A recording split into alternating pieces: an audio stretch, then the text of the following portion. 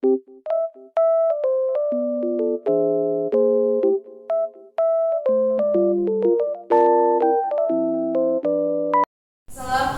warahmatullahi wabarakatuh. Waalaikumsalam warahmatullahi wabarakatuh.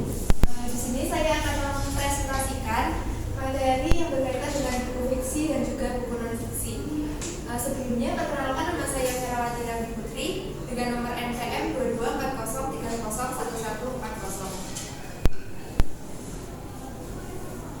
Jadi, di sini buku fiksi adalah buku yang berisikan kisah atau cerita yang bersumber dari karangan imajinasi atau khayalan dari penulis. Jadi dapat dipastikan bahwa buku fiksi tidak 100%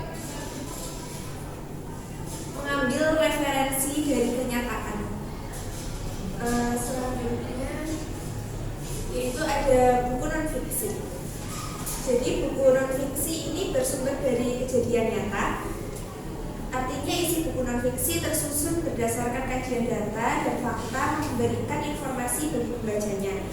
Nah, buku non-fiksi ini isinya, pada buku non-fiksi ini juga umumnya bersifat objektif serta punya landasan ilmiah. Kayak buku-buku tentang materi pembelajaran, terus yang berisi tentang hasil penelitian gitu, itu maksudnya kayak tergolong ke dalam buku non-fiksi. Lalu jenis-jenis buku fiksi itu ada jenis-jenis buku yang masuk dalam kategori fiksi, diantaranya ada novel, lalu cerita pendek, komik, cerita bergambar, serta antologi dongeng. Selain itu ada juga jenis buku fiksi sains, fiksi historis, fiksi biologis, hikayat, hingga cerita atau kisah perumpamaan. Lalu buku non-fiksi juga memiliki berbagai jenis, yaitu jadi buku non-fiksi ini buku bahan mengajar, buku motivasi, contohnya kayak motivasi dari tokoh-tokoh ternama, terus buku referensi. Selanjutnya ada buku biografi maupun antologi, itu kayak misalkan biografi dari seorang pahlawan atau tokoh-tokoh yang penting. Lalu ada buku sejarah kayak buku sejarah Indonesia, terus ada buku literatur, buku kesehatan, buku kajian ilmiah, dan masih banyak lagi. Lalu di sini antara buku fiksi dan buku non fiksi itu memiliki ciri-ciri yang berbeda. Jadi ciri-ciri buku fiksi itu mempunyai ciri khas utama, yaitu cerita dari buku adalah karangan fiktif dari seorang penulis. Kisah atau alur yang tergambar dalam buku fiksi bukanlah sebuah kelaziman di dunia nyata. Jadi itu kayak gak nyata gitu. Kalau buku non fiksi itu juga memiliki ciri yang mendasar, diantaranya ada kerap menggunakan bahasa yang formal karena bersifat informatif dan ditulis berdasarkan data-data yang sudah diteliti sebelumnya.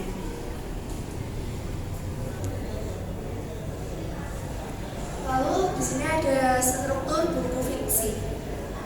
Jadi dalam konteks naratif, khususnya dalam cerita fiksi, struktur umum yang sering digunakan terdiri dari orientasi, komplikasi, evaluasi, resolusi, dan moda.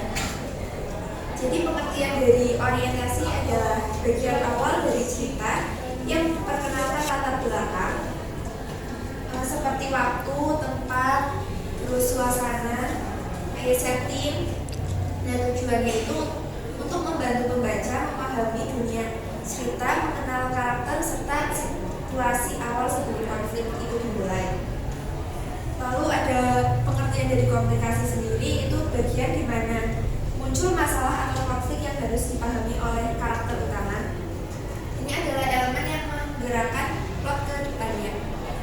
Tujuannya itu menciptakan ketegangan serta membuat alur cerita lebih menarik. yaitu ada evaluasi, bagian di mana konflik telah diperkenalkan semakin berkembang. Lalu yang keempat itu ada resolusi. Resolusi itu bagian di mana konflik utama dalam cerita diselesaikan. Ini adalah titik di mana ketegangan menurun dan tidak setinggi pas waktu evaluasi. Tujuan dari resolusi ini yaitu menyediakan penyelesaian untuk masalah yang dihadapi oleh karakter dalam cerita. Lalu yang terakhir ada coda. Pengertian dari coda yaitu bagian akhir dari cerita yang memberikan penutup atau epilog. Tujuannya yaitu menyediakan penutup akhir untuk cerita, memberikan gambaran tentang apa yang terjadi pada karakter setelah konflik itu terjadi. Yang selanjutnya itu ada struktur dari buku non-fiksi. Jadi berbeda dengan yang sebelumnya, struktur buku non-fiksi ini terdiri dari sampul, pokok bab, lalu tema hingga penokohan atau perwatakan. Yang terakhir ada kesimpulan. Jadi kesimpulan yang dapat diambil yaitu buku fiksi adalah karya yang bersumber dari khayalan penulis, sementara informasi dalam buku non-fiksi bersumber dari data-data atau fakta-fakta yang sudah terkumpulkan. Yang kedua, buku fiksi bersifat subjektif karena bersumber dari khayalan penulis, sementara buku non-fiksi harus bersumber objektif karena bersumber dari data-data dan fakta yang ada. Lalu yang ketiga ada buku fiksi sah-sah saja jika bersifat multitafsir terkait cara membaca, memahami, serta cara menyimpulkan isi buku. Sementara buku non-fiksi harus menghindari penafsiran ganda agar informasi yang ingin disampaikan tetap sesuai dan terarah. Lalu yang keempat, dengan begitu buku fiksi tidak menerapkan tanggung jawab dengan kebenaran isinya. Sementara informasi yang tersaji dalam buku non-fiksi harus dapat dipertanggungjawabkan secara ilmiah. Mungkin sekian presentasi dari saya mengenai buku fiksi dan non-fiksi. Wassalamualaikum warahmatullahi wabarakatuh. Waalaikumsalam.